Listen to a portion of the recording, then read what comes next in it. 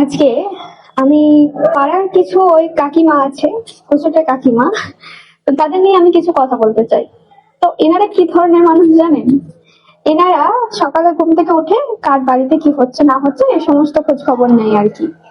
ওনাদের ঘরে আমি জানি না কোনো কাজকর্ম থাকে কিনা। তো আপনাদের একটা কথা বলতে চাই, দেখুন অন্যের ঘরে কি হচ্ছে না হচ্ছে সেসব আপনারা জেনে কি করবেন বলুন তো, কি কাজ আপনাদের? আর সবচেয়ে বড় কথা, এরা না অন্যের ভালো সহ্য করতে পারে না।